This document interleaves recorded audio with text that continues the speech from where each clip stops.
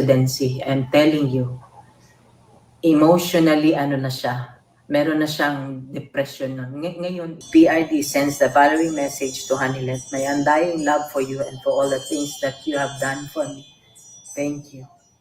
Po ni Ma'am Hanilet Avasania patungkol nga po doon no, sa nangyayari dahil nga po ay marami pong kumakalat ngayon na chismis na pinagbawalan na po siyang dumalaw sa doon po sa kulungan po ni PRRD. So ngayon mga chika, atin pong panoorin no, kung ano po yung mga rason bakit no nangyayari ito ngayong girian nilang dalawa ng abogado po ni PRRD.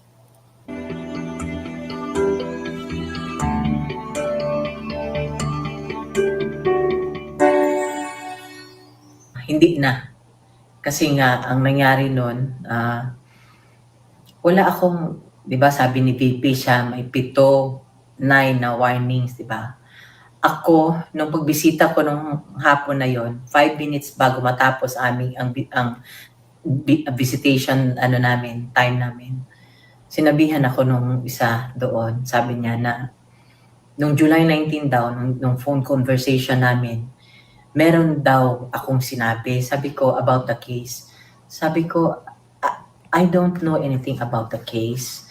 Kaufman is not discussing anything about the case. You know that, Mr. Kaufman.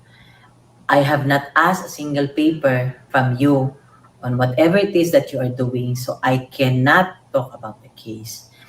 So dito nga mga chika, no, ito nga yung pinag-uusapan ngayon sa social media dahil nga dito sa girian po ni Ma'am Hanilet at Attorney Kaufman na abogado po ni PRRD. So hindi natin alam kung ano yung totoong nangyari. So atin pong panoorin kung ano talaga, no? Pakinggan po natin si Ma'am Hanilet. And also, nung time na yun, 5 minutes bago matapos, sinabihan na lang ako na isususpend daw ako. Ang sabi pa nga ni PRD, doon sa lalaki na nagsabi nun, sabi niya, you cannot do that. Yun. So ayan mga kachika, nag-usap pala sila, no? Nag-usap pala sila ni PRRD that time na bawal yun, against din pala si PRRD, no, sa ginagawa po ng isang abogado, no, laban dito kay Ma'am Hanilet kasi mismo siya gusto niya na makabisita itong si Ma'am Hanilet. Yeah, kasi, you know, he is expecting me. He knows that this is my turn. Yes, this is my time right now. This is my schedule to visit him. And, you know, ako kasi nurse, di ba, na-assess ko siya, yung first time ko na, itong visit ko na ito, the only day na visit ko siya, nung pagdating ko talaga, straight from the airport, nilagay ko lang yung gamit ko sa hotel, na in-assess ko na siya, nakita ko na yung dito niya, malalim. Yun, tapos... So bakit, mga chika, bakit malalim yung dito ni PRRD, no? So, ibig sabihin po talaga, pumayat si PRRD kasi bakit lumalim po yung dito niya. So, maganda naman talaga, no, na talagang nakakabisita itong si Ma'am Hanilet kasi nakukumusta niya itong si PRRD. So, comment po kayo mga kachika na kung bakit po, no, sa inyong palagay, bakit po, ano yung rason, bakit na hindi na po siya pinagbabawalan na po siya. Sino po yung may pakana nito? Check ko sa kanya, control ang emotions ko na ano. Tapos, after nung just 5 minutes, saka ako nilapitan nung lalaki, sabi niya, sususpend daw. And this is exactly what the PRD said. You cannot do that, sinabi niya. So, ang tanong mga kachika, sino yung lalaking yun na nagsabi na isususpend siya? Hindi pa naman po pinangalanan po ni Ma'am Hanilet kung sino yung lalaki yun. Yan yung hihintay natin kung sino yung abogadong nagsabi yan o sino yung taong nagsabi na isususpend siya. Tapos the following day, wala na akong visit. Sabi ko, I don't say anything about the case. All I tell him is, he asks me usually about the news. I'm sure the same kami ng sinabi ni VP kasi news yun eh. Pareho kami ng sinabi ni VP kasi narinig niya rin yun sa news. Kaya nga sabi ni VP, di ba, narinig niyo ba yun? Kayo nagsabi nun, di ba, na may 7 or 9 warnings ako. I didn't receive any. You know, so kung wala pong na-receive si Ma'am Hanilet na 9 warnings or 6 warnings, bakit po siya isa-suspende? Di ba mga chika? So meron talagang tao nito na nasa likod nito mga kachika, no? Meron talagang gusto na ayaw po makabisita itong si Ma'am Hanilet doon no kay PRRD. Kasi natatakot siguro to mga kachika, no? Talagang nakakasad po tong pangyayaring ito. Ito lang ang masasabi ko. Sinabi ko na kay Mr. Kaufman. Sabi ko, wala namang, alam ko, I have nothing against you, pero please do not deprive us of, So wala namang palay. asking other people or asking legal opinions from other lawyers also. Pero we acknowledge you as his lawyer. Yes. Sabi ko nga sa kanya, baliktad tayo. Ikaw kaya ang nasa loob. Ano kaya ang gawin ng asawa mo? You know, the last time, every time I go there, I tell him, he would always ask, PRD would always ask, ano na, kumusta na? Makaano na ako, no? We cannot talk about the case. At pagkatapos ko dito, tatawagan ko ang lawyer para sa kanya mo tanungin lahat. So, ganyan pala mga chika, no? So, fina-follow pala ni Ma'am Hanilet talaga yung kung ano yung pinagbabawal, no? Lalong-lalo na kapag nakabisita siya, may pinapag-usapan talaga sila, no, about dyan kung kamusta yung mga kaso po ni PRRD. Talagang hopeful po talaga, no, si PRRD na makalaya siya. Sana man lang mga kachika, no, talagang pagbigyan yung interim release man lang po ni PRRD na matagal na niyang hinihiling, no. Nakakasad lang po talaga. Kitang-kita niyo naman po si Ma'am Hanilet, no. Talagang mismo siya. Kitang-kita mo kung kahit sino yung manood sa kanya ngayon sa video na to, talagang makikita mo kung gaano siya seryoso sa sinasabi niya. Yan always recorded yan. Recorded yan. Gusto ko nga igawin nilang public yung conversation eh. Yes. Wala ako doong ma-discuss about sa case because sabi ko, Mr. Kaufman, I'm not asking any paper from you. You are not talking to me about a case or any of your associates. And you accuse me of I'm talking about, ikaw ang dinidiretso ko. Bihira ako makausap sa mga kasama mo na nagdagdag ka na ng mga lawyers dyan. So I have nothing against you. So alam ko doon ka na nagalit eh. Galit ka na doon for me. You know, I know you are protecting your practice. I don't know if you're trying to prove something. Pero we are concerned about the life of this man. He is family. He is the father of my daughter. He is the father of VP, Paulo, and Baste. So, yun lang. Sabi ko nga, baliktarin natin. Ang asawa, ikaw ang nasa loob. Ano kaya ang gawain ng asawa mo? Di ba? So, yun po mga kachika, no, talagang kung sino man yun nasa posisyon po ni Ma'am Hanilet, talagang gagawin din po niya yun, no. Hindi lang natin malaman kung ano yung dahilan, no, kung sino yung nagbabawal sa kanya na makapasok doon kay PRRD. Kasi palagi malaking tulong po yung pagpunta po ni Ma'am Hanilet doon kay PRRD kasi nakukumusta po niya si Tatay Digong at nalalaman niya yung mga informasyon sa labas, which is hindi naman niya sinasabi kung about yun sa case eh. Hindi naman siya nag-discuss about doon kasi alam niya na bawal. Diba talagang nakakasad po mga chika itong pangyayari ngayon. Please like, follow, and share our live today mga chika.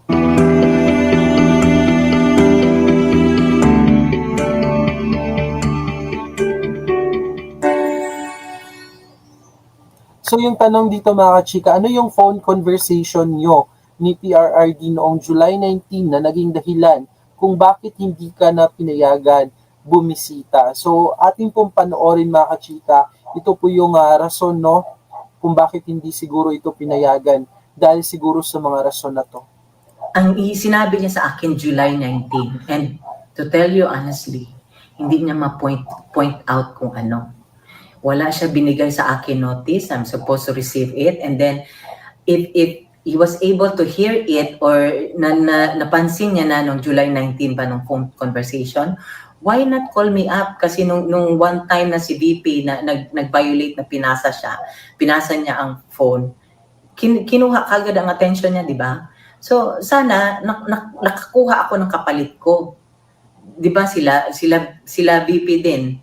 Sila VP din, di ba? Pag sa laban ang isang na narinig ko sa kanya, bahala na miski mag-isa siya. Kaya niya nang sabihin sa ICC na na mali ang ginagawa niyo for doing this to this man. Tapos yun na nga yung ini-expect na alam ni VP ako na kung sa Bisaya pa turno na ako ni karon. Turno na ako ni karon. Tama. Tapos ngayon wala siyang bisita.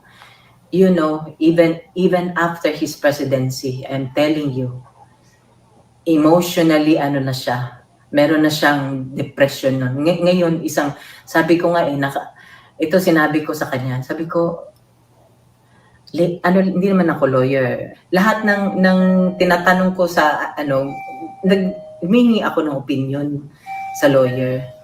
Yun ang doon. Humingi ako ng opinion sa lawyer. So sa pangatlong tanong mga chika ay basahin po natin Ang tanong po dito ay ano ang panawagan nyo kay Attorney Kaufman? So pakinggan po natin. Maawa ka na lang. Several times ako nag-email Sabi ko, have mercy on the man, 80 years old. You know, you only get to talk to him 1 hour a day, Monday to Fridays, not on weekends. You don't see him 23 hours a day. He can, I'm telling you, I am 110% sure na may depression na yan. Ngayon, dinideprive mo ako na mabisita. Oh my God, mga chika, talagang nakakasad po itong sinabi po ni Ma'am Hanilet ngayon na talagang nadidepress na po talaga itong si PRRD din dahil po sa mga nangyayari Sana man lang mga chika ay maawa din itong si Attorney Kaufman kasi kliyente niya naman yan. Sana naman ay hindi niya ipagdamot man lang kay Ma'am Hanilet yung pagkakataon na makita niya po si PRRD kasi palaging nandyan po siya, nakaalalay, nakabantay lagi po kay Tatay Digong. So, I'm sure, ngayon, depressed na yan po yun si PRRD dahil sa mga nangyayari kasi imagine 6 na beses or 9 times na hindi na po nakakabisita itong si Ma'am Hanilet. Sana po pabigyan na po siya na mabisita kasi I'm sure namimiss na din po niya itong si Ma'am Hanilet at yung kanyang anak na si Kitty, gusto niya makakuha ng mga impormasyon about doon. Sana may maalam niya nandito ako sa labas. Dinideprive mo ako na mabisita siya, at least may makausap siya na family. You know, I am telling you, he can stay in his room, he can stay sleeping for 24 hours. Kilala ko na yung tao. Saka sabi ko 'di ba, ang opinion ko lahat, attorney, puro lang suggestion ba? Sabi ko, hindi ba kayo pupunta ng Pilipinas, kukuha ng whatever, 'di ba? Parang ganoon, 'di ba? You should get more information about the man. How can you Ito pa ang question ko. Yes. How can you defend the man if you do not know the man? Yes. Yan yung unang-una mga kachika, Paano mo dedepensahan nga si PRRD? Mismo hindi nga niya kilala si PRRD ng lubusan mga kachika. Itong si Ma'am Hanilet, kilala niya po niya si PRRD. May point din po tong si Ma'am Hanilet.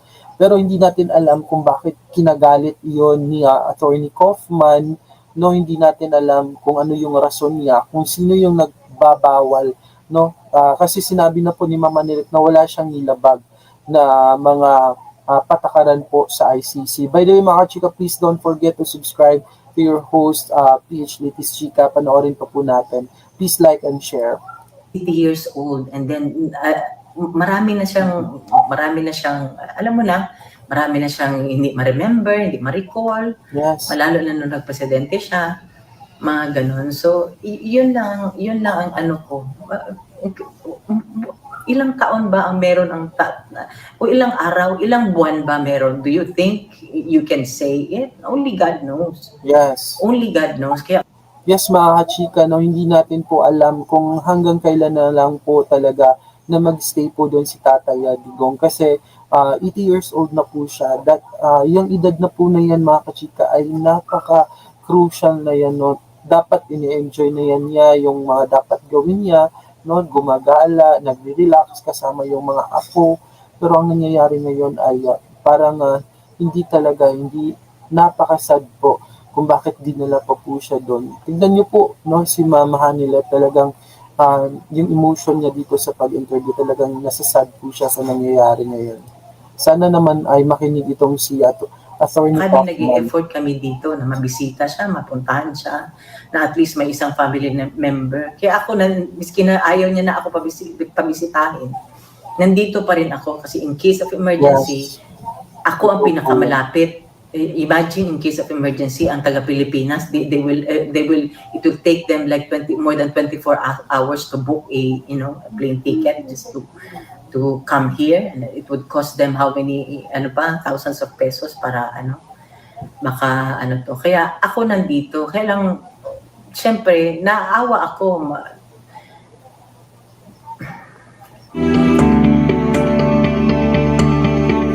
So ito po yung last na question mga kachika ay panawagan sa taong bayan. So Ma'am Hanilet, ano po yung panawagan nyo sa taong bayan? Pakinggan po natin.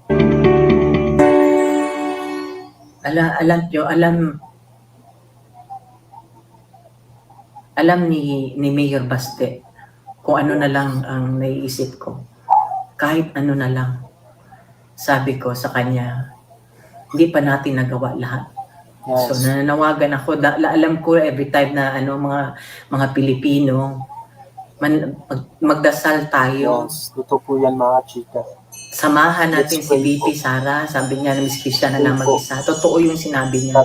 Totoo ang sinabi niya, walang jurisdiction. Samahan natin siya. Samahan natin siya. Nakikiusap po ako sa inyo.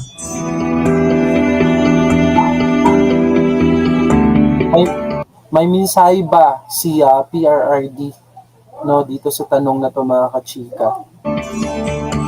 Ito, tawag kasi si Kitty kasi may tawag pa rin siya.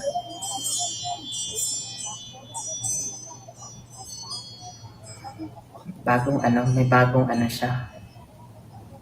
May kanina. So dito mga kachika ay pakinggan po natin yung mensahe po ni PRRD. Hinahanap po ni Ma'am Hanilet sa kanyang phone kung ano po yung mensahe ni PRRD patungkol nga sa lahat ng mga Pilipino. Lang ito. Galing daw kay yung isang kay Claudia doon sa isang lawyer na nag-visit.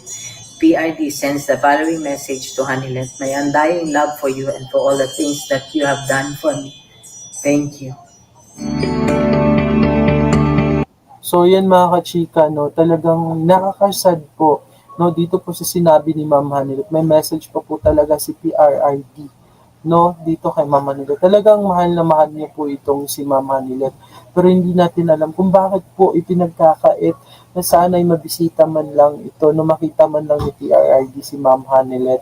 So mga kachika, ipag-pray po natin si PRRD doon sa loob po ng pitan doon sa daheg mga kachika, ay sana po ay maging okay na po lahat, maging okay yung sitwasyon ni PRRD doon, yung kalusugan niya, sana okay lang siya, sana nakakakain lang po siya. Please, let's help to pray po para po kay PRRD.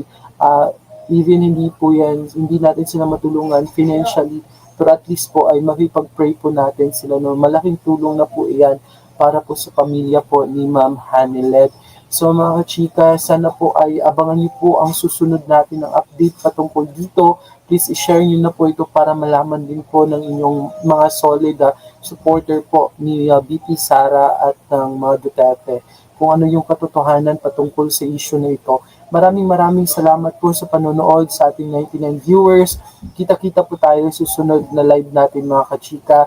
Please don't forget to subscribe to your host Mau channel. Lagi po tayo nandito para po kay PRRD, para po sa bayan. God bless everyone.